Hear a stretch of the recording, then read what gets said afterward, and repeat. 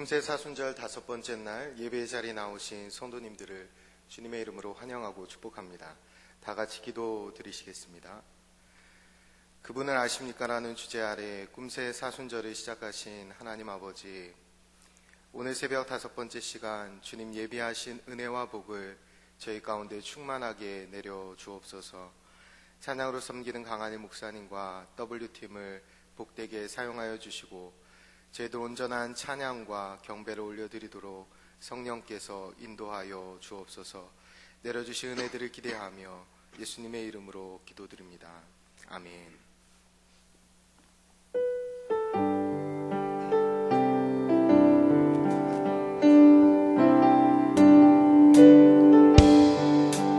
나의 생명 되신 주님 앞에 나아갑니다. 주의 흘린 보혈로 정케 하사 받아주소서. 날마다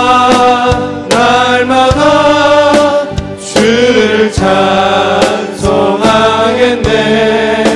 주의 사랑 줄로서 나를 굳게 잡아 매소서.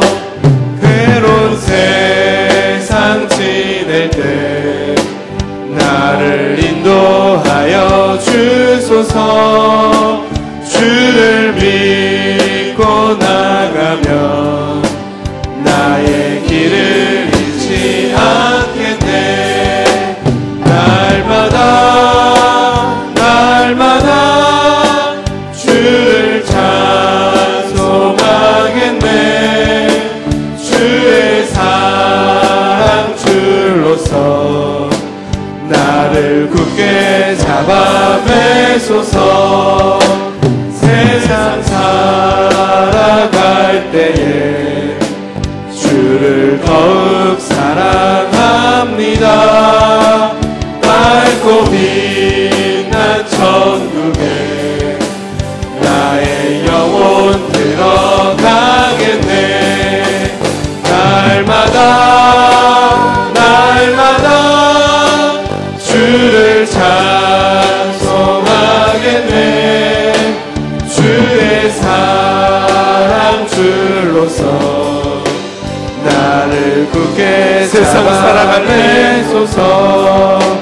세상 살아갈 때에 주를 더욱 사랑합니다. 밝고 빛난 천국에 나의 영혼 들어가겠네. 날마다 주를 찬송하겠네. 주의 사랑 줄로서 날 굳게 잡아 매소서.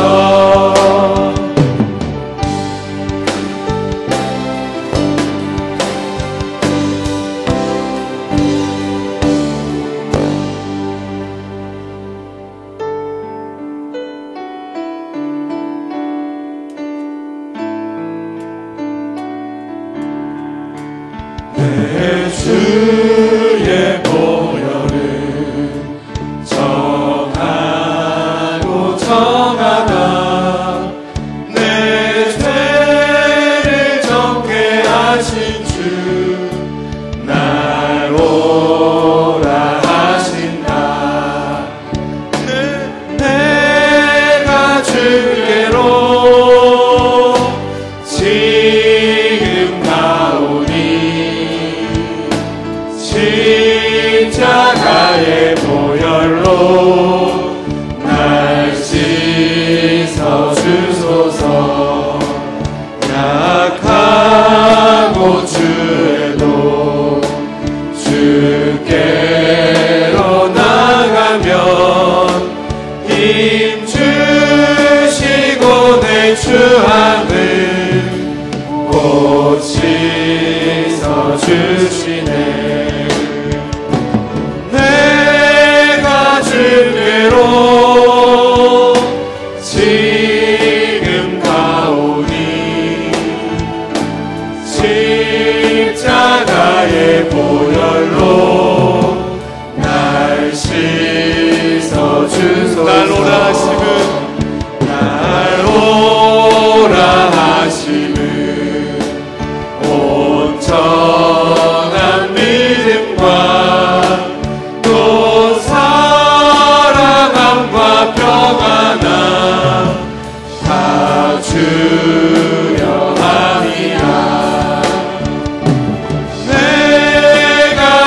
주께로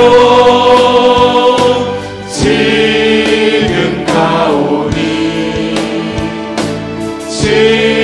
십자가의 보혈로 날 씻어 주소서. 큰 죄인 복받아 살 길을 얻었네. 한없이 넓고 큰 은혜 베풀어 주소서. 아멘. 내가 주께로 지금 가오니 십자가의 보혈로 날 씻어 주소서. 그 피가 맘속에 그 피가 맘속에 큰 증거 됩니다. 내 기도 소리 들은 삶 다 허락하소서. 내가 주께로 지금 가오니 십자가의 보혈로 날 씻어 주소서. 큰 죄인 복받아 살 길을 얻었네. 살 길을 얻었네. 한없이 넓고 큰 은혜 베풀어 주소서. 내가 주께로 지금 가오니 십자가의 보혈로 날 씻어 주소서. 그 피가 맘속에 그 피가 맘속에 그 증거 됩니다. 내 기도 소리 들은 삶 다 허락하소서. 내가 주께로 지금 나오니 십자가의 보혈로 날 씻어 주소서. 꿈새의 다섯째 날 우리의 길이요 진리요 생명이신 그 주님을 향하여서 우리 함께 기도하십시다.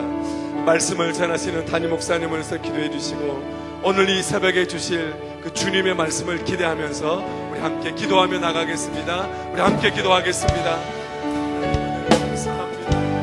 하나님 이 새벽에 하나님 저희들 이곳에 불러주셔서 감사합니다. 하나님 우리를 허락하여 주시고 말씀을 전하시는 주님을 불러주십니다.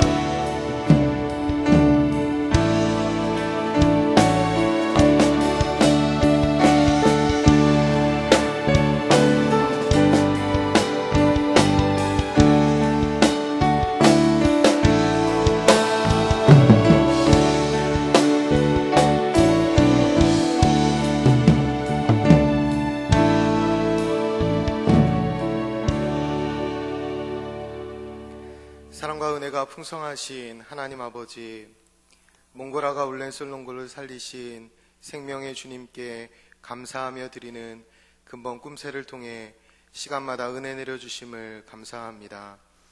요한복음 말씀을 통해 주님을 더 깊이 알게 하셨사오니 일상의 삶 가운데 살아계신 주님과 동행하는 저희들 되게 해 주옵소서. 근본 꿈새 기간 곳곳에서 수고한 모든 헌신자들을 복되게 하시고 이 시간 특별히 하나님을 찬양하는 구교구와 카나프 위에 하늘의 은총을 내려 주옵소서. 계속해서 말씀을 전하시는 담임 목사님의 영과 육을 강건케 붙들어 주시고 오늘도 주의 영을 힘입어 전하는 말씀이 권위 있게 하옵소서. 내려주실 하늘의 크신 은혜 기대하며 길이요 진리요 생명 되시는 예수님의 이름으로 기도드립니다. 아멘. 이 시간 구교구와 카나프에서 하나님께 찬양과 워십으로 영광 올려드린 후에 담임 목사님께서 나오셔서 말씀 전해주실 때 큰 은혜 받으시기 바랍니다.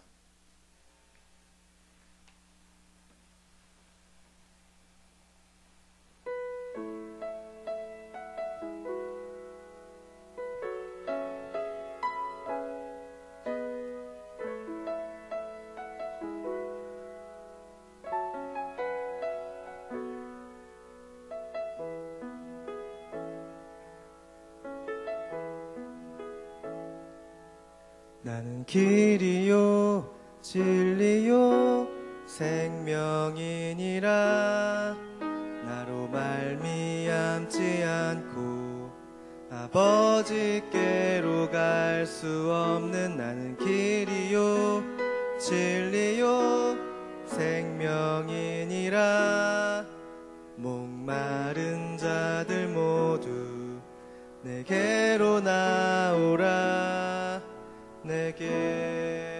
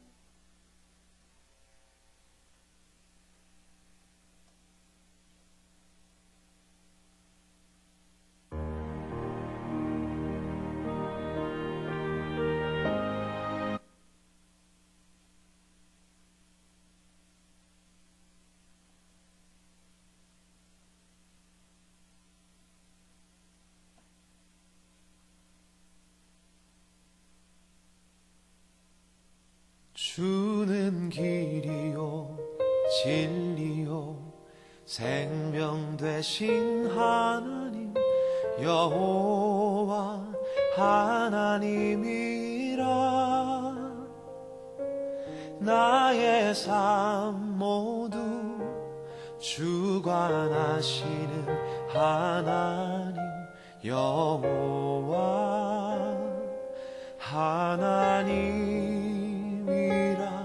주가 지나신 좁은 길 좁은 문을 따라서 내가 걷는 이 길이 고단하여도 주님 인도하심으로 주만 의지함이라. 나의 하나님 나의 하나님 생명 되신 나의 하나님 나의 주님 아버지 생명 되신 나의 주 하나님 나의 하나님 나의 하나님 생명 되신 나의 하나님 나의 주님 아버지 생명 되신 나의 주 하나님 나의 하나님 나의 하나님 생명 되신 나의 하나님 나의 주님 아버지 생명 되신 나의 주 하나님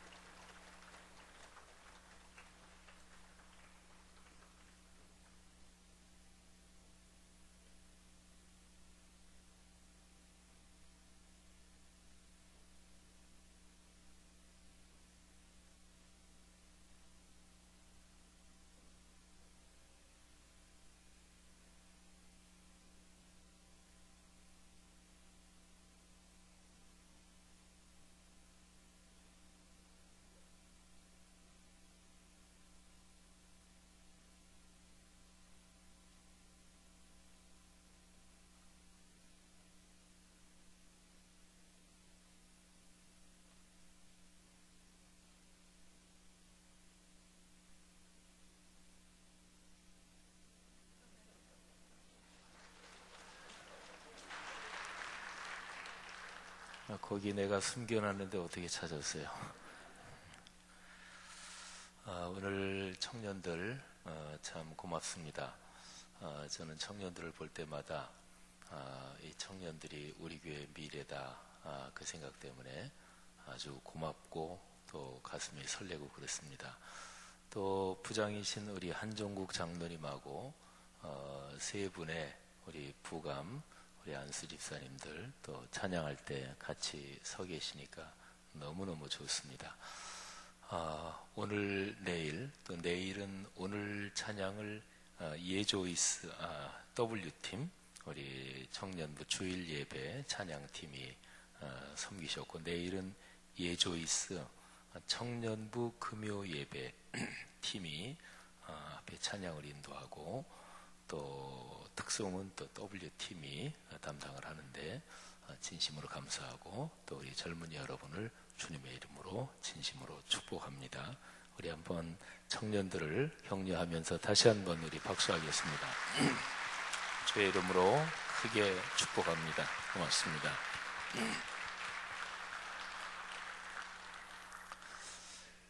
우리가 이번 봄사경회 꿈새 사순절에 묵상하는 이 말씀들은 예수 그리스도께서 2000년 전에 그분이 세상에 계셨구나, 거기에 대한 아주 중요한 흔적입니다.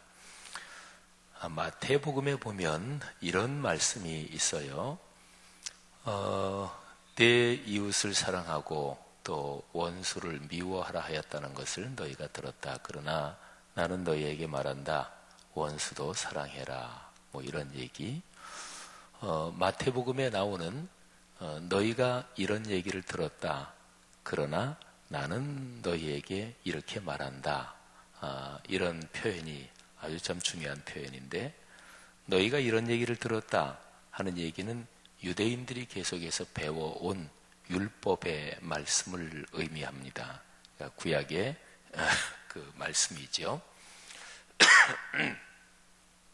근데 예수님께서 그렇지만 나는 너희에게 이렇게 말한다. 그러니까 여태까지 전통적으로 배워온 이제 거기에 대해서 반대의 말씀을 하시는 거잖아요. 근데 이거를 이제 성경을 연구하는 학자들, 신학자들이 반대 명제가 반대의 말하자면 그런 말씀이다. 이런 뜻이죠. 반명제 이렇게 얘기를 합니다. 근데 성경학자들이 이거를 연구하면서 예수 그리스도께서 2000년 전에 이 세상에 계셨을 때 그때 사시며 가르치신 그분이 실제로 우리 사람 몸을 입고 이 땅에 계셨을 때 그때의 아주 중요한 흔적이다. 이렇게 보죠. 산상설교에 나오는 예수 그리스도의 이 반대 명제, 그거는 사실은 반대가 아닙니다. 그 당시에 유대인들이 전통적으로 배워오고 또 가르쳤던 하나님의 거룩한 말씀. 근데 이제 유대인들은 말씀의 표면만 본 거죠. 말씀의 껍데기만 본 거죠. 말씀의 진정한 뜻을 알지 못하면 그러면 멀쩡하게 말씀을 가지고 생각한다, 말씀을 가지고 판단한다 하지만 사실은 점점 더 엉뚱한 데로 갑니다. 그 엉뚱한 데가 내 자신의 체면, 내 자신의 이익, 그리고 우리 편, 서로 편 먹고 우리 편 좋은 대로 그쪽으로 점점 가게 돼 있습니다. 이제 예수님 당시에 바리새인들, 서기관들, 이 사람들이 말씀의 선생들이거든요. 그 사람들이 구약에 기록된 하나님의 말씀을 잘못 해석하고 또 그 말씀을 엉뚱하게 이해하고 그랬던 이유가 바로 여기에 있습니다. 예수님께서는 하나님의 거룩한 말씀이 사람들에게 선포될 때 그때에 하나님 아버지께서 본래적으로 무엇을 생각하셨나, 그러니까 하나님 아버지의 본래 뜻이 무엇인가, 그거를 늘 염두에 두셨습니다. 그러니까 하나님의 마음을 읽는 거죠. 또는 하나님의 마음을 생각하고 그러면서 하나님의 음성에 귀를 기울이는 거죠. 66권 성경은 여기에 기록돼서 말하자면 책으로 돼 있는 이제 그런 내용이잖아요. 예수님 당시에는 요즘처럼 이렇게 제본이 잘 된 책은 물론 아니었겠고 짐승 가죽이나 이런데 두루마리처럼 둘둘만 이제 그런 거죠. 그래서 성경에 두루마리 하면은 그거는 바로 이 책을 말하는 것인데요. 근데 그때나 지금이나 하나님이 모세에게 기록된 말씀을 주신 이후로 하나님의 거룩한 말씀은 기록되어 있는 내용이잖아요. 근데 기록되어 있는 이 내용이 기독교 신앙의 중심이고 근간이고 기본이고 기준이고 토대고 심장입니다.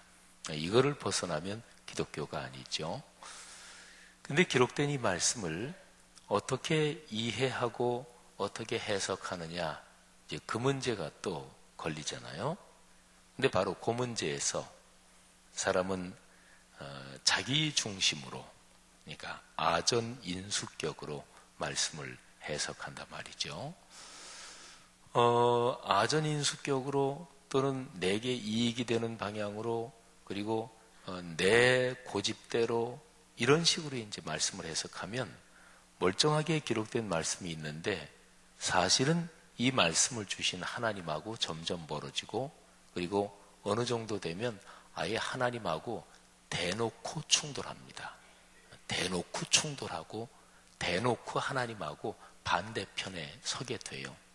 그런 일이 사실은 비일비재하게 일어나는 거죠.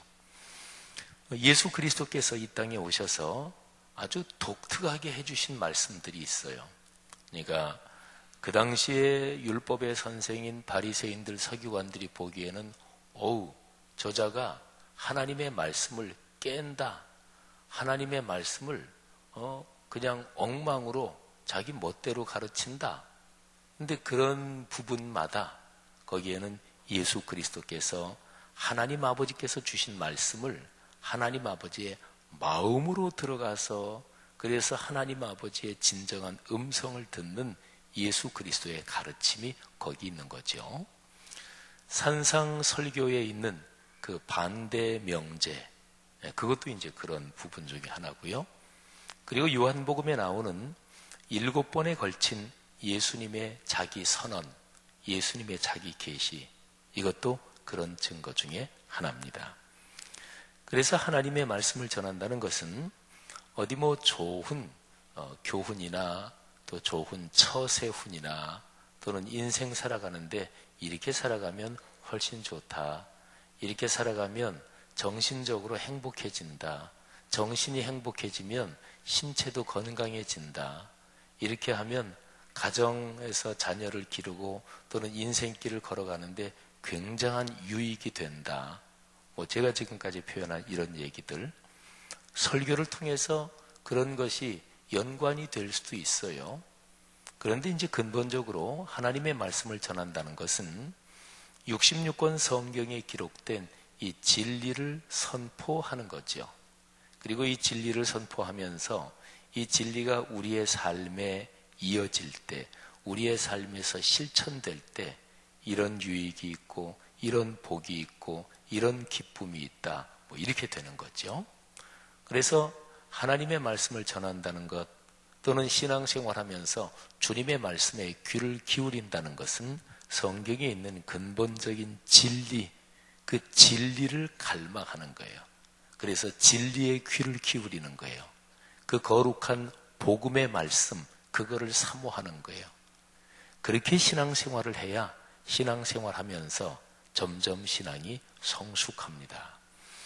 예수를 믿고 신앙생활하면서 66권 성경 말씀, 이 복음의 말씀, 진리의 말씀, 이것이 내 삶에 와서 내 삶에 도움이 되고 유익이 되고 행복이 되고 내 아들, 딸, 내 손녀, 손자에게 복이 되고 여기에만 초점을 맞추잖아요. 그렇게 신앙생활을 점점 하면 이기적이 됩니다. 왜 신앙생활 하나? 내가 복받기 위해서 신앙생활 하지요. 이렇게 얘기하면 그거 틀린 대답이다, 이렇게는 얘기할 수 없어요. 근데 그쪽 방면만 계속 생각하면 이기적인 신앙이 됩니다.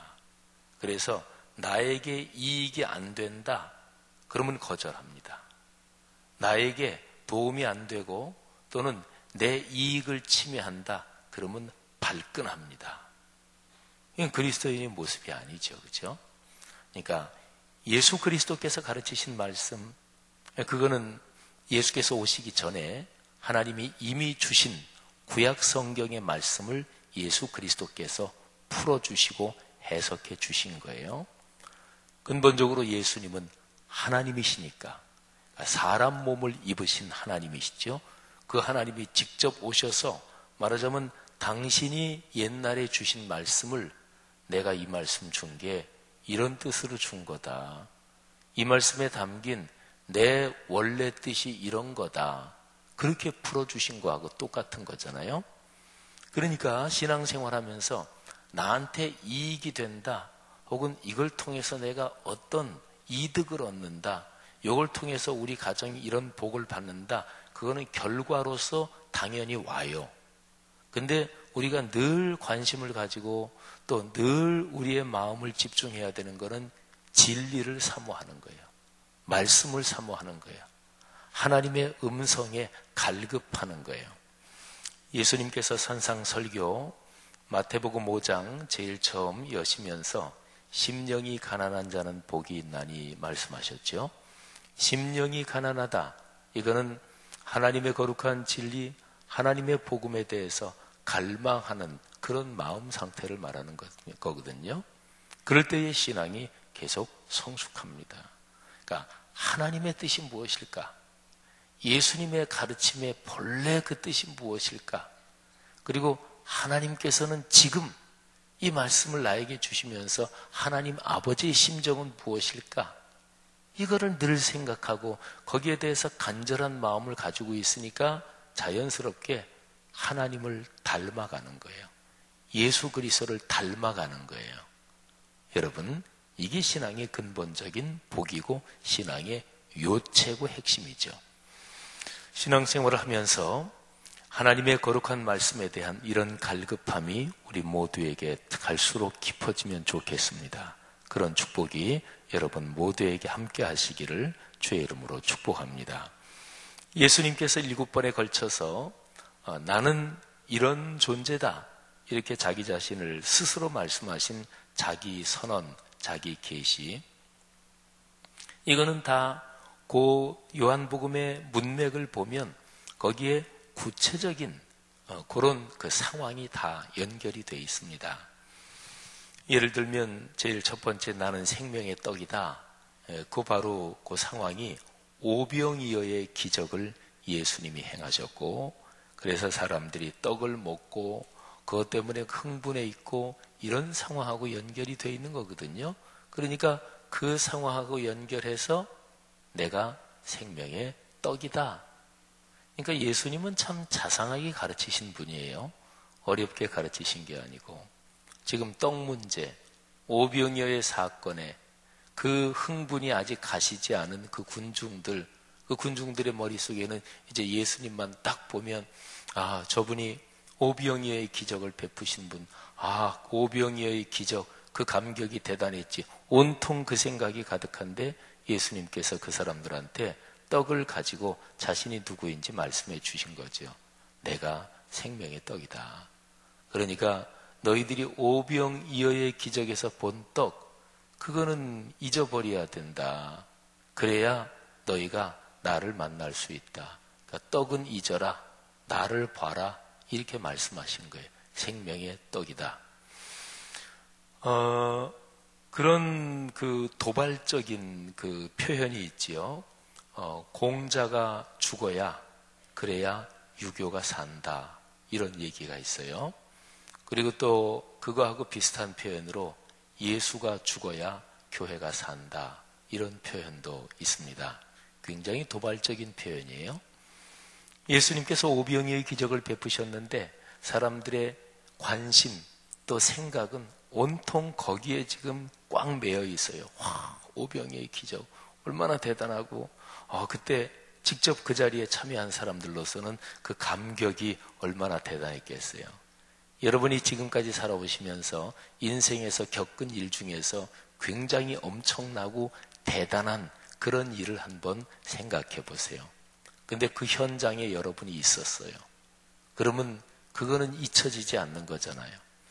제가 독일로 처음 유학 간 게 1989년 9월인데 유학 가서 2달 만에 베를린 장벽이 그때 무너졌어요. 근데 저는 베를린 장벽 그 현장에는 있지 않았고요. 제가 유학 간 도시가 독일 보훔인데 거기에서 베를린까지 가려면 기차 타고 한 7, 8시간은 가야 돼요. 그래서 그 현장에는 있지 않았지만, 그런데 베를린 장벽이 무너지면서 전 세계적으로 말하자면 역사 흐름에서 세계사적인 대사건이었죠.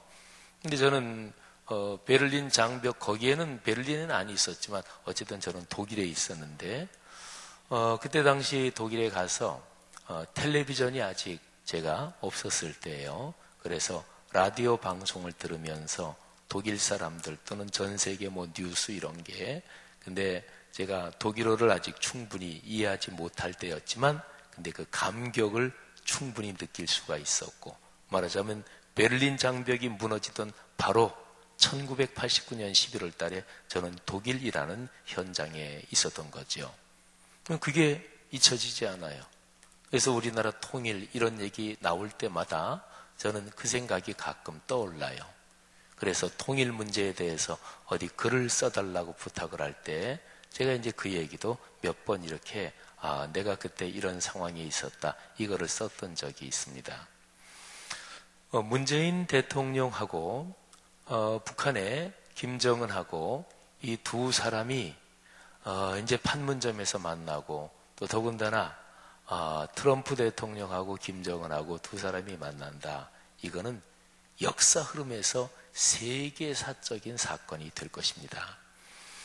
우리 한국에서 이제 공산주의를 무지무지하게 싫어하고, 뭐 되게 공산주의 싫어하지 좋아하는 사람이 어디 있겠어요?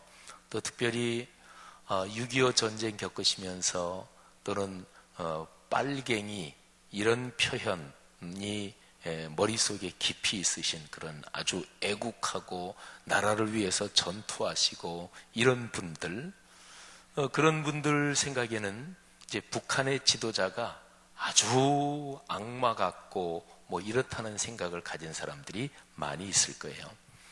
그런데 이제 그런 사람들이 놓치고 있는 게, 그렇다면 대화하지도 말고 그딴 놈들하고 뭘 대화하느냐? 근데 그거는 역사를 모르는 얘기예요. 그러니까 제가 말씀드린 대로 이게 역사 흐름에서 만일에 이번에 4월, 5월에 남북 정상회담 또는 북미 정상회담, 그야말로 트럼프 대통령이 김정은하고 판문점에서 만난다. 판문점에서 53년도에 휴전 정전협정이 이루어져서 아직 전쟁이 끝난 게 아니에요. 전쟁하다가 좀 쉬자, 지금 이런 상황이거든요. 근데 그게 평화협정으로 바뀌고 그러면 역사적인 큰 사건이 되는 거예요. 자, 어쨌든요, 중요한 거는 이제 그런 거지요. 하나님께서 우리의 삶에 역사하시는데, 근데 하나님은 종종 우리의 삶에서 엄청난 사건을 일으켜 주시는 거예요. 그런데 중요한 거는 그 사건 자체가 아니라 그 사람들이 오병이어의 엄청난 기적을 봤는데 예수님께서 거기에 눈이 묶여 있지 말고, 거기에 마음이 묶여 있지 말고, 그리고 나를 봐라, 이렇게 말씀하시는 거예요. 그러니까 예수가 죽어야 기독교가 산다, 공자가 죽어야 유교가 산다, 아주 상징적인 표현이지만 상당히 아주 중요한 의미를 담고 있는 말씀이지요. 우리 교회에는 지도자들이 있잖아요, 그죠? 근데 그 사람들이 죽어야 돼요. 그래야 교회가 살아요. 그거 맞는 말이잖아요. 사람이 죽지 않고 펄펄 살아 있으니까.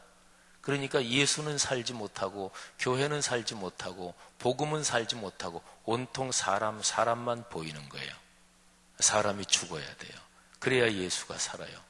이거를 우리가 신앙생활하면서 전통적으로 했던 표현하면은 나는 죽고 그리스도가. 할렐루야.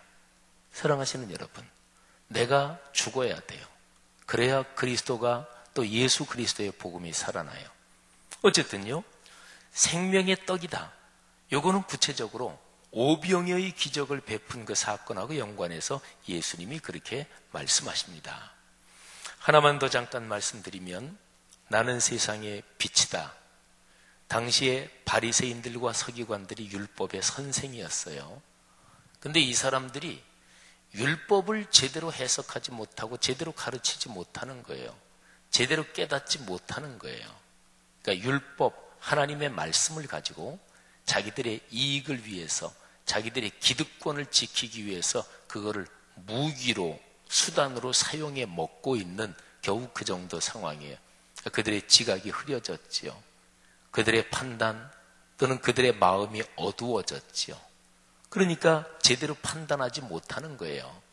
그러니까 현장에서 가늠하다가 잡힌 여인 끌고 와서 죽일까요 말까요? 근데 그것도 그 여인에 대한 안타까움, 사랑, 이거는 아무것도 없어요. 그 여인은 잘 됐다. 이 여자 끌고 가서 저 예수란 놈, 저놈 올감해야 되겠다. 그러니까 요 목적을 가지고 끌고 가서 요거 죽일까요 말까요? 죽이라 그러면 로마법에 걸리고 그냥 죽이지 말아라 그러면 모세의 율법에 걸려요. 그러니까 이런 바리새인들, 이런 서기관들, 그런 사람들이 무슨 선생이에요. 하나님의 거룩한 말씀에 대한 두렵고 떨리는 마음도 없고, 그리고 창세부터 성경 어디를 읽어봐도 하나님이 사람을 얼마나 사랑하시는지, 진짜로 사랑하시는지 그거는 너무나 명백한데, 사람에 대한 진지한 순전한 사랑도 없는 사람들이 무슨 지도자예요. 그러니까 처음부터 그들이 그랬던 건 아닐 거예요. 바리새 운동이라는 게 이스라엘 민족이 바벨론 포로로 끌려가서 그래서 정신 차리고 일어난 게 바리새 운동이에요. 그러니까 바리새, 이게 경건하다 이런 뜻이 있는 거거든요. 근데 예루살렘이 완전히 초토화되고 그야말로 뭐 뉴욕의 9.11처럼 그라운드 제로가 돼버리고, 그리고 타국으로 끌려가서 그리고서 비로소 정신을 차립니다. 아, 우리가 죄를 지었구나. 우리가 하나님의 말씀을 떠났구나. 그리고 성전이라는 것도 하나님의 말씀, 그거를 말하자면 중요하다고 보여주는 게 성전의 구조요, 제사의 순서 구조요, 이런 건데, 그런데 우리가 성전 그 건물을 애지중지하고 제사의 법식, 격식 요거만 애지중지하고, 말하자면 옛날에 우리나라 제사 드릴 때 뭐 저도 어릴 때 기억이 나요. 저희 큰아버님이 이렇게 하면은 제사상 이렇게 차려놓고, 이거는 야 그거는 여기 놔야 돼. 그러면 저희 아버지랑 또 저희 작은 아버지는 아유 형님 그게 아니고 여기 놔야 돼요. 뭐 이런 거 다 아시잖아요, 그죠? 제사의 근본은 조상의 은덕을 감사하는 게 이게 근본 정신인데, 그건 빠지고 부고 대가리 여기 놓든 저기 놓든 무슨 상관이에요, 그잖아요. 그런데 이제 그런데 그냥 얽매여서 그런 거 가지고 싸우고 어쩌고 막 이런단 말이죠. 바리새인들, 서기관들이 그런 짓거리 하고 있다가 완전히 나라가 망했어요. 러시아, 우리는 한국 사람들은요, 저보다 말하자면 한 40년 정도, 50년, 저보다 두세 대 위 사람들, 그러니까 저보다 두세 대 윗분들은 여기 안 계시니까 지금 살아계신 나이로 치면은 한 120살 정도 되신 분들, 이 정도 되신 분들은 러시아 그러면 생각이 다릅니다. 그러니까 우리나라가 일제 치하에 있었을 때죠. 그때는 소련이 아니었죠. 러시아 제국이었죠. 근데 그 러시아에서 혁명이 일어나요. 근데 처음에 혁명이 일어날 때, 그때는 우리는 소련 그러면 공산당 이렇게 되지만은 그때는 전 세계적으로 그런 게 아니었어요. 그게 야 인류의 희망이다 이런 사건이라고 생각되기도 했어요. 그래서 그때 당시에 우리나라가 일제에 눌려 있었는데, 그리고 기독교인 중에서 가만히 보니까 예수 믿는 기독교 신앙 가진 나라들이 다 강하거든. 그래서 우리나라 살려면 기독교 믿어야 된다. 그래서 민족 투사들이, 나라를 진정으로 사랑하는 사람들이 뭐 안도산 선생, 서재필 선생 이런 사람들이 뭐 다 기독교로 많이 들어온 거예요. 그런데 보니까 러시아에서 그야말로 억압을 이기고 어떤 혁명이 일어났는데, 와 저거 대단하다. 그래가지고 기독교 지도자들이 공산주의 러시아 그쪽으로 많이 넘어갔어요. 그쪽으로. 그러니까 러시아 그러면 우리는 그렇게 하는데, 옛날에 러시아는 공산주의 이런 것보다 생각이 달랐어요. 특별히 혁명이 일어나기 전에 러시아는 기독교 국가였습니다. 전 세계 기독교 역사에서 혁명 일어나기 전에 러시아만큼 철저한 기독교 국가가 없었어요. 밥그릇 하나, 숟가락 하나, 뭐 거기는 숟가락이 있었던 문화는 아니겠지만 어쨌든 무슨 그릇 하나, 물건 하나에도 전부 다 십자가 문양이 들어가고, 온통 그야말로 성경책을 아주 귀한 책이니까 막 금으로 장식하고, 러시아는 온통 철저한 기독교 문화, 기독교 국가였어요. 그런데 러시아 혁명이 막 일어나고 막 그럴 직전에 예를 들어서 사제가 두 손을 들고 이렇게 축사해야 되나, 세 손가락을 들고 축사해야 되나, 이런 것 때문에 싸우고 있었어요. 성수, 카톨릭 같은 데 들어가면 성당에 들어갈 때 물을 찍어서 이렇게 하잖아요. 성수에 파리가 빠졌다. 그러면 파리가 거룩하게 된 거냐, 아니면 성수가 오염된 거냐, 이게 아주 굉장한 신학적인 논쟁, 말하자면 그런 식을 가지고 싸우고 있었고, 그러면서 러시아는 망해버렸습니다. 사랑하신 여러분, 중요한 게 하나님의 심정을 읽는 거예요. 하나님의 뜻이 무엇인가, 그거를 갈급하고 사모하는 마음, 바로 그거예요. 근데 바리새인들이 그런 거는 전부 다 잊어버리고 점점 어두워진 거죠. 그때 그런 상황에서 예수님께서 말씀하신 거예요. 내가 세상의 빛이다. 너희가 이 여자 죽일까요 말까요? 그런 문제가 아니다. 너희가 지금 한참 어두워진 상태에서 내리는 판단이나 그런 게 그것 자체가 잘못됐고 완전히 시각을 바꿔야 된다, 그런 거죠. 제자들이 길 가다가 태어날 때부터 앞을 보지 못하는 시각장애인을 보면서 부모가 잘못해서 이 사람이 맹인으로 태어난 겁니까? 아니면 이 사람이 잘못한 겁니까? 그러니까 예수님이 그것도 아니고 저것도 아니다.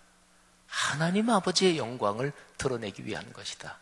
그런 말씀을 하시면서 내가 세상의 빛이다. 빛이신 예수 그리스도, 그분을 믿으면, 그러면 시각이 달라지는 거예요. 각도가 달라지는 거예요.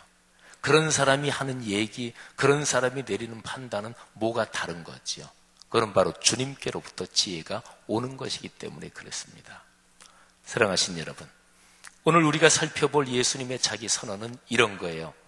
내가 길이요 진리요 생명이다. 근데 여기서 제일 첫 번째 길이라는 단어를 생각해 보십시오. 요한복음 14장, 오늘 이게 이제 14장 6절이죠. 우리가 너무나 잘 아는 구절이잖아요. 내가 곧 길이요 진리요 생명이니. 근데 이 14장 1절부터 14장 마지막까지 한 장 전체가 이제 이 상황하고 다 연관이 되는데요. 예수님께서 떠나시는 거예요. 12제자가 점점 불안해집니다. 아, 주님이 떠나시면 어떡하나.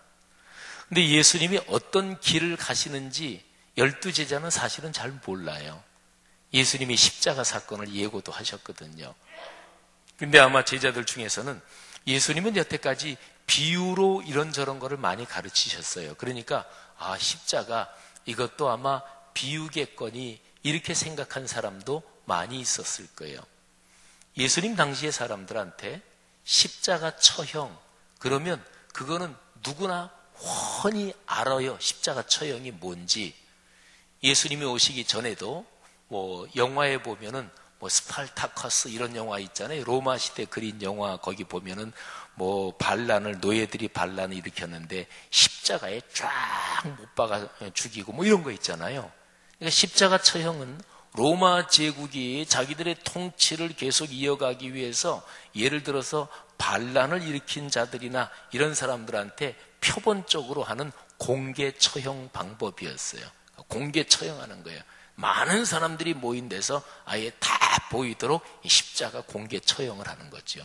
그러니까 사람들은 십자가 처형이 뭔지를 잘 알아요. 예수님께서 내가 십자가를 진다 이런 예고를 하셨을 때 만일에 그거를 직접적으로 알아들었더라면 제자들 중에서 또는 따르는 사람들 중에서 치를 떨고 그리고 도망갔을 사람도 있고 그러겠죠. 근데 직접적으로도 들은 사람이 있었겠지만 아마도 꽤 많은 사람들은 비유적으로 들었을지도 모르겠어요. 예수님이 마지막 저녁 식사하시는 장면이 요한복음에서는 13장에 나옵니다. 그리고 이제 14장이에요. 대화가 식사 끝나고 이런저런 대화가 계속되는 거예요. 근데 제자들은 지금 마음이 불안해 죽겠어요. 여러분이 지금까지 살아오시면서 제일 마음이 불안했던 때를 한번 생각해 보세요. 우리나라 사람들 다 겪는 거지만 여기에 아마 일찌감치 명퇴하신 분들 여기도 계실 거예요. 명퇴하시고 아직 40 후반밖에 안 됐는데 뭐 먹고 사나. 그래서 어떤 가게를 하나 여나, 조그만 김밥집을 여나, 어떻게 먹고 사나. 그럴 때 마음이 굉장히 불안하셨겠죠. 내가 살아오면서 인생길에서 살 길이 안 보이고 무지무지하게 불안했을 때, 또 요즘은 암 유병률이 퍼센테이지가 상당히 높아요. 그런데 예를 들어서 그게 요즘은 아무 웬만한 거는 다 조기 발견하면 다 치료하고 고치는 그런 시대가 됐지만 그래도 암이다 이렇게 생각될 때는 이게 보통이 아니잖아요. 그런데 혹시 그런 경험, 그래서 의사한테 그 얘기를 듣고 갑자기 머리가 하얘지고 내 인생길 어떻게 살아가나, 가족은 어떻게 하나, 뭐 그런 경험 가지신 분들도 계실 거예요. 살면서 길이 안 보이던 경험이 있으십니까? 지금 제자들이 그런 상황이에요. 그런 상황에서 예수님이 또 이렇게 말씀하시는 거예요. 내가 길이다. 이렇게 말씀하시는 거예요. 나를 믿어라. 이렇게 말씀하시는 거예요. 사람은요, 길이 안 보이는 상황에서도 어떤 사람 하나, 그래, 저 사람한테 기댈 수 있지. 저 사람한테 내 인생 맡기지. 그러면 그 사람 자체가 길이 되는 거예요. 젊은 남녀들이 연애를 하잖아요. 서로 사랑하고. 그런데 남자가 가진 게 아무것도 없어. 또는 남자 집안에서 저 여자 우리 집안 며느리로 절대로 못 들인다. 뭐 드라마 같은 데 많이 나오잖아요.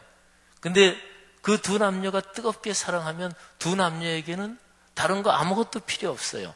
뭐 돈도 필요 없고 뭐 이런저런 것도 필요 없고 그냥 그 사람만 있으면 되는 거예요. 그러면 그 사람이 자기 인생의 길인 거지요. 자, 보세요. 예수님께서 그 말씀을 하시는 거예요. 내가 길이다. 자, 그런데 그 다음번 진리다, 생명이다 이런 거는 어떻게 연결이 되는 것일까요? 굉장히 유명한 말씀인데 제가 묵상하고 제가 공부한 그 방식을 한번 말씀드릴 테니까 한번 잘 들어보세요. 어떤 사람이 길을 찾았어요.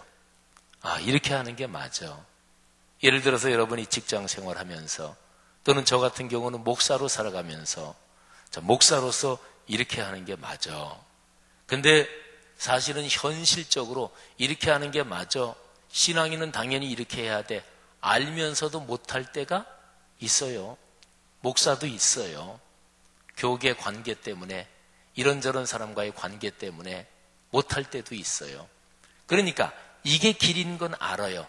그런데 글로 가지 못할 때가 있어요.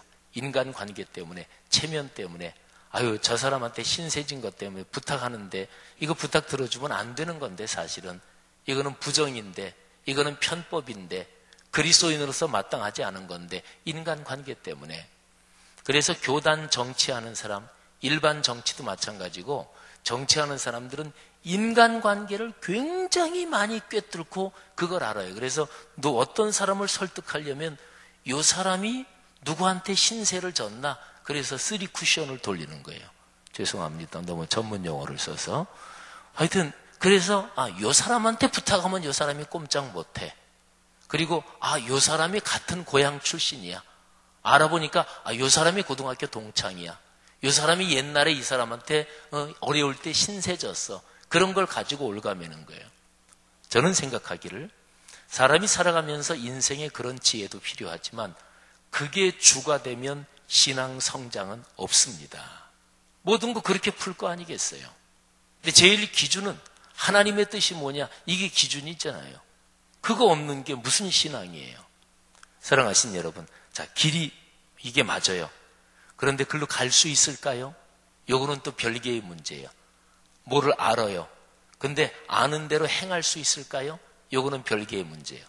성경 지식을 알아요. 그런데 이 성경 머리에 있는 지식이 이게 손발의 실천으로 이어질 수 있을까요? 요거는 또 별개의 문제란 말이에요. 근데 아는 것이 내가 이게 길이다. 그러면 가야지. 그렇게 가려면 확신이 있어야 돼요. 확신이 없으면 못 가요. 근데 그 확신이 바로 진리의 문제예요. 그래. 이쪽으로 가는 게 이게 진리가 맞아. 그리고 이쪽으로 가는 게 지금은 어려울지 몰라도 나중에는 결국 이게 맞는 것이고 어려움이 조금 있을지 몰라도 이게 보람 있는 것이고 또 우리는 신앙인이니까 이리 가도 어려움을 겪을지 몰라도 이게 주님께서 기뻐하시는 길이야. 이런 진리에 대한 확신, 이게 강하면 어려워도 그 길로 가는 거예요. 그러니까 길을 찾았다. 길을 알았다. 깨달았다. 그러면 글로 걸어가야 되는데 거기에는 진리에 대한 강한 확신과 헌신이 있어야 돼요. 근데 진리에 대한 강한 확신과 헌신을 가지고 그 길을 걸어가더라도 걸어가다가 도중 하차할 수 있어요. 약해지는 거죠. 예수님께서 씨 뿌리는 자의 비유 이거를 말씀해 주실 때도 땅에 떨어진 씨가 잘 싹이 나서 막 자라는데 가시덤불 이런 거에 막혀서 더 이상 자라지 못한다. 근데 가시덤불은 뭐냐? 세상에 염려, 근심, 걱정, 인간관계 뭐 등등 이런 것 때문에 약해지는 거죠. 주변에서 회유가 들어오고 이런저런 게 들어오고 내가 이게 맞아 하고 딱 걸어가는데 다른 사람이 나를 글로 가지 마. 아유 그게 맞다는 건 나도 알아. 당신만 예수 믿어. 나도 예수 믿어. 유별나게 굴지 마. 이 정도에는 안 넘어가는데 내가 지금 경제적으로 어려워. 근데 그 사람이 이렇게 돈을 도와주는 거예요. 돈에 안 넘어가는 사람이 어디 있어요? 그러면 넘어가는 거지요. 회유당하는 거지요. 전 세계 인류 역사에서 사람을 회유시키는 고전적인 방법 그리고 현대적인 방법 미래에도 통할 방법 그게 두 가지가 있습니다. 돈하고 미인계. 이거는 인류 역사 태초 이래 지금까지 다 통하는 방법이에요. 그렇게 하면 길인 거 알고 그 진리에 대한 확신을 가지고 용기를 가지고 가다가 거기에서 도중 하차할 수 있어요. 근데 왜 도중 하차하냐면 무서운 거거든요. 두려운 거거든요. 뭐가 두렵냐? 아유 이러다가 망하면 어떡하나. 이러다가 왕따 당하면 어떡하나. 이러다가 우리 가족이 잘못되면 어떡하나. 다 그게 두려운 거예요. 그러니까 처자식 먹고 살리는 게 그게 다 두려운 거예요. 목구멍이 포도청인 거예요. 근데 거기에서 한 가지만 분명하면 그 길로 갑니다. 그건 뭐냐면 에이 까짓 거 죽기밖에 더 하겠어. 생명의 문제를 내려놓으면 그러면 그 길로 끝까지 갈 수 있습니다. 그러니까 길이요 진리요 생명이다. 이런 거죠. 제 자랑이 아니고 아마 여러분도 다 그런 비슷한 체험들이 있을 거예요. 그리스도인이 살아오면서 우리가 신앙에서 은혜를 받을 때는 어떨 때는 주님 손에 맡깁니다. 이렇게 감동을 할 때가 있어요. 그죠? 저는 성도들이 헌금을 하는 거를 무지무지한 감동을 줘서 아주 그냥 굉장히 감동된 분위기에서 지금 지갑 여십시오. 지금 헌금하십시오. 또는 지금 약정하십시오. 저는 그런 방법을 그렇게 좋아하지 않습니다. 그런 방법을 쓰면 헌금이 많이 나올 수 있어요. 왜냐하면 무지무지하게 감동된 상황에서 하면은 그때는 이제 감동을 세게 받으면 좀 우습게 표현하면 제정신이 아니게 되는 거예요. 그래가지고 거기에서 그냥 덜커덕 약정을 하고 또 이러는 거죠. 또는 전통적으로 부흥 강사들 와서 장로들부터 선임 장로 일어나시오, 장로 일어나시오, 얼마 헌금할 거요. 뭐 옛날 부흥회 할 때 그런 거 다 아시지요? 1억, 장로가 1억도 못해? 그러면 5천? 그러면 사람들 다 일어나라. 예, 아멘. 그러면 이제 5천 쓰는 거예요. 저는 그런 거는 안 좋아해요. 그런 거는 참 좋지 않은 방법입니다. 사람은 자기의 인격적인 결단으로 헌금하는 것이고 인격적인 결단으로 헌신하는 것이고 그런데 분위기가 그렇게 됐을 때는 쉬운 얘기로 제정신이 아니란 말이에요. 근데 제정신이 돌아오면 이제 막 아까워지기 시작하는 거죠. 신앙의 시험도 드는 거죠. 사랑하신 여러분, 예수 그리스도께서 명하신 길로 걸어갈 때 아주 중요한 거는 은혜를 받으면 뭐 제가 제정신이 아니다 그랬는데 그게 사실은 맞는 얘기예요. 제정신이 아니라 예수 정신이 되는 거예요. 근데 일시적인 감동이 아니고 예수 정신이 계속해서 우리의 머릿속에 들어가면 그게 인생관이 되고 생활의 태도가 되는 거예요. 근데 그게 자꾸 훈련이 되다 보면 모든 거를 예수 중심으로 말씀 중심으로 생각하게 되는 거죠. 그러면 그때에 내 거를 내려놓을 수 있게 됩니다. 어떤 판단을 할 때 주님의 뜻을 제일 우선순위에 놓고 생각하게 됩니다. 내 체면을 중심에 놓고 생각하는 거 말고 주님의 뜻을 우선순위에 놓고 생각하게 됩니다. 저는 살아오면서 이렇게 떠올려 보면 몇 번 그런 경우가 있었어요.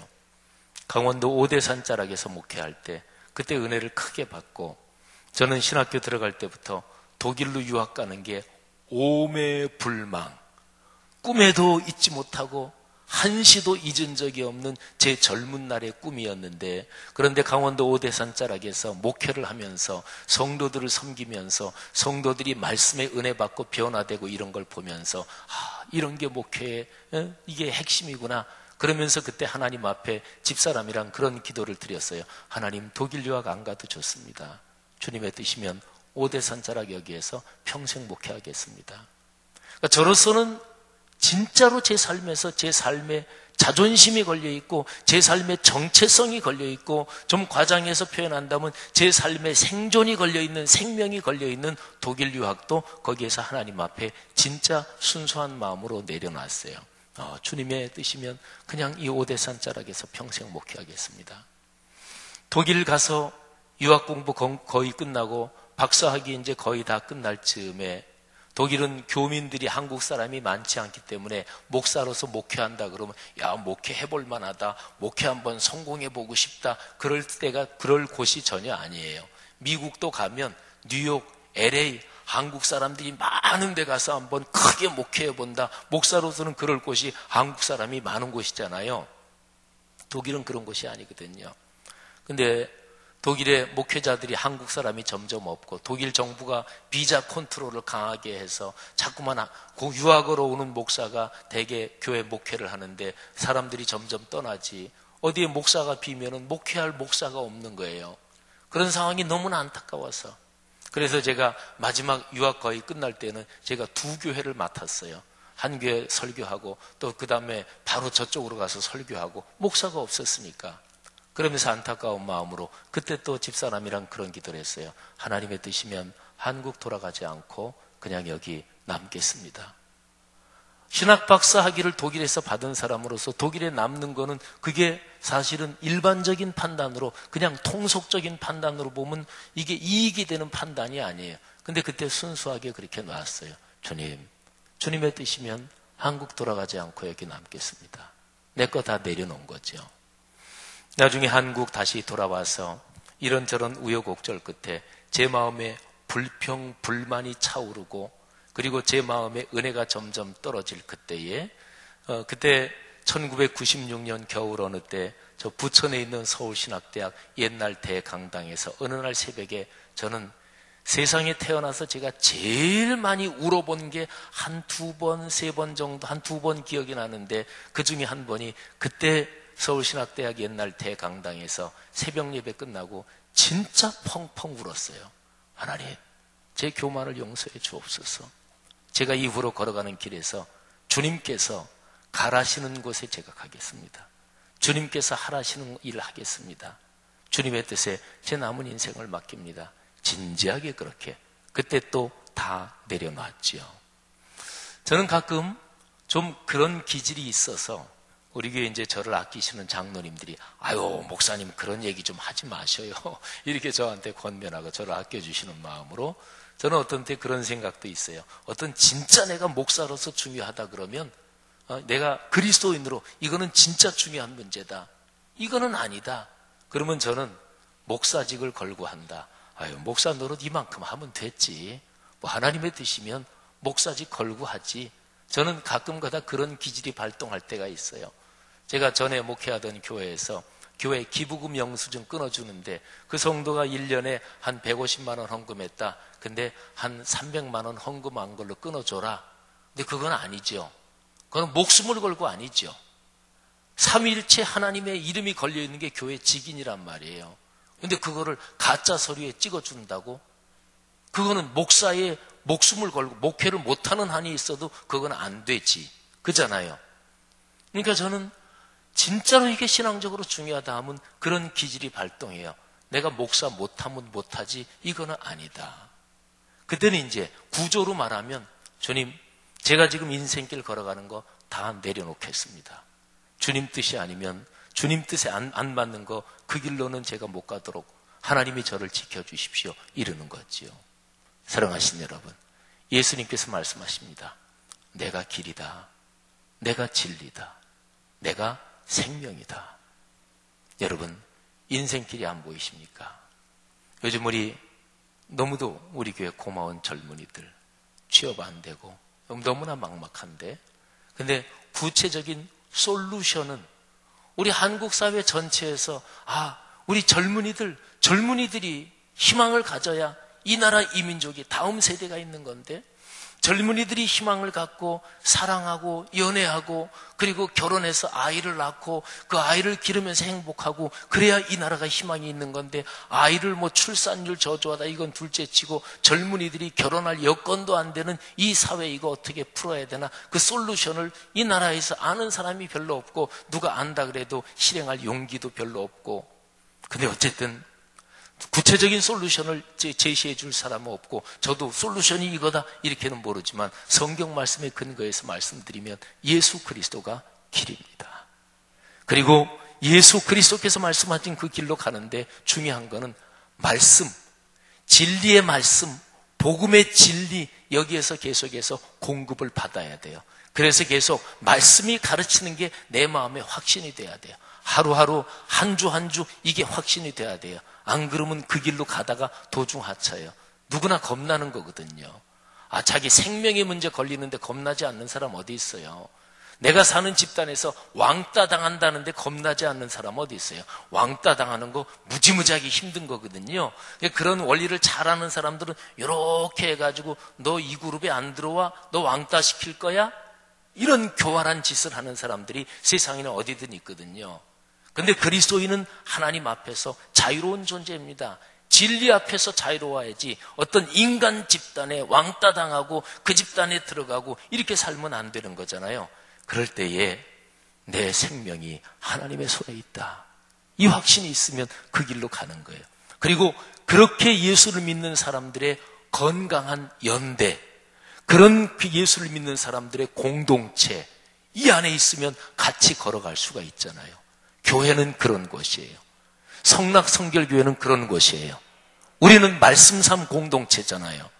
하나님의 말씀을 절대 기준으로 놓고 다른 어떤 것도 말씀의 기준보다 높아질 수 없다. 그렇게 해야 이 교회에서 신앙생활하는 모든 사람에게 진짜로 다 복인 거예요. 할렐루야.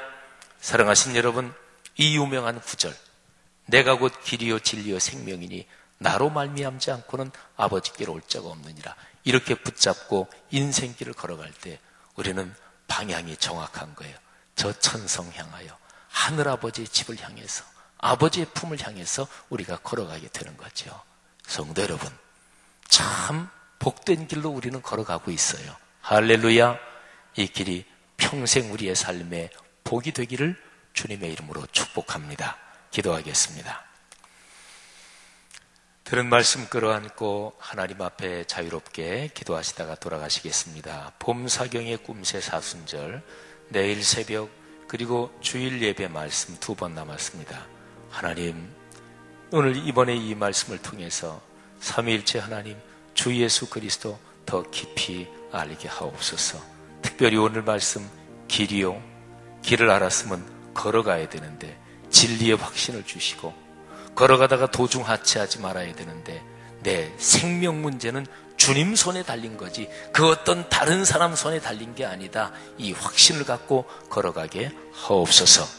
여러분, 구역 식구, 부서 기관에서 같이 일하시는 분들 중에서 병역 때문에 고생하시는 분, 경제적인 어려움 때문에 고생하시는 분 위해서 중보 기도해 주시고, 여러분이 사랑하는 여러분의 아들과 딸, 손자, 손녀, 가문 대대로 길이요 진리요 생명이신 예수 그리스도 붙들고 걸어가는 가문 되게 하옵소서 기도해 주시기를 바라고, 4월, 5월 또 6월 몇 달 어간이 이 한반도, 이 동아시아에 이거는 세계적인 사건입니다. 하나님, 문재인 대통령, 트럼프, 김정은, 아베, 그리고 시진핑, 그리고 푸틴, 또 그 6나라의 지도자들과 그 사람들을 핵심에서 보좌하는 고위 정책 결정자들, 하나님 성령으로 역사하옵소서. 하나님, 이 한반도에 평화의 기운이 커지게 하옵소서 기도해 주시기를 바랍니다. 다 같이 통성으로 기도하다가 자유롭게 돌아가시고 내일 새벽에 뵙겠습니다. 하나님 아버지, 은혜를 감사합니다. 주여 역사하여 주옵소서. 오 주님, 오늘 들은 이 말씀 다시 한번 가슴에 끌어안고 아버지 앞에 기도합니다. 주님, 성령으로 붙잡아 주시고